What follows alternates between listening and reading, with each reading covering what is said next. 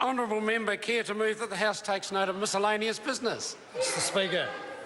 The Honourable Bill English. Mr. Speaker, there's no doubt that the last few weeks have been a test of whether the Labor Party have any confidence in the New Zealand economy and in New Zealanders, and no one will be surprised to know that they have failed that test. And this can't be better summed up than in the contradictory attitudes to the dairy industry, where we've been lectured for years that New Zealand is too dependent on the dairy industry because it's been so successful. And now we're finding out, Mr. Speaker, that if there's one thing that is worse, apparently, in their world than a successful dairy industry, it's an unsuccessful one. So it was wrong when the prices were too high, and now it's wrong when the prices are too low. And that, I think, sums up the shallowness, particularly of the opposition finance spokesman. That is, when the dairy industry going well, that's bad, and when the dairy industry is going badly, that's bad. Well, actually, if you want diversification, then if you want to be a bit cynical about it, there's no doubt that low prices in one industry encourage people to go and invest in another one. That's how diversification actually happens in an open capitalist economy.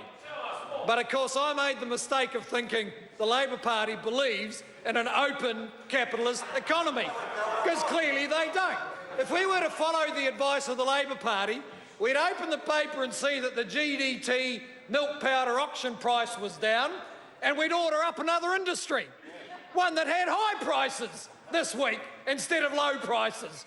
Well, you might be able to do that in a student union, which is where he learnt his economics, but actually in the global open economy, you can't do that. Mr. Speaker, we have confidence in the New Zealand economy, the dairy industry and New Zealanders' resilience.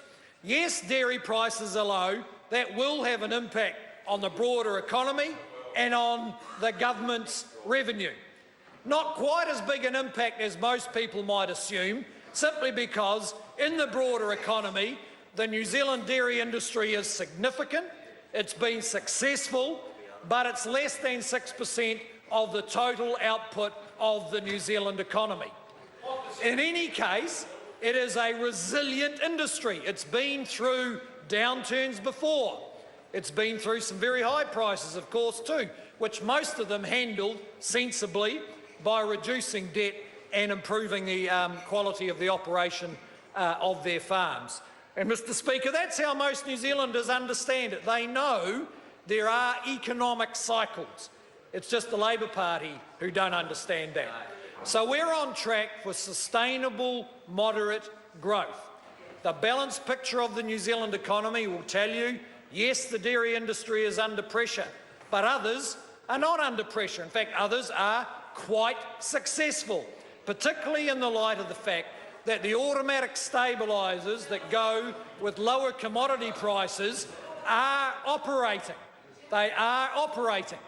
The New Zealand dollar was 88 cents against the US dollar just 3 or 4 months ago. Today it's 65 cents. And that means that exporters who are selling in US dollars, which most of them do, are getting significantly bigger New Zealand dollar margins on their products. And that will encourage investment.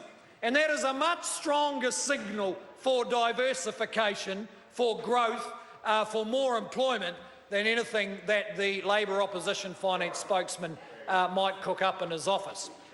So alongside those price signals, the government is pursuing a program under the excellent leadership of the Honourable Stephen Joyce that is working with a whole range of industries, more of whom are becoming more successful as the months go by, as they start to see the payoff from government investment in R&D, government support and investment in their skills pipelines, the government's assistance for them in overseas markets.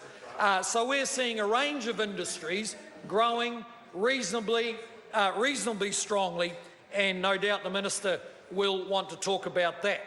But, Mr. Speaker, the other features of the economy that are underpinning growth are, for instance, strong migration. Now, I know that's unpopular in the Labor Party. The Labor Party is the party who support migrants as long as they stay homeless. Mr Speaker. The question is that the motion be agreed to. Materia Ture. Thank you, Mr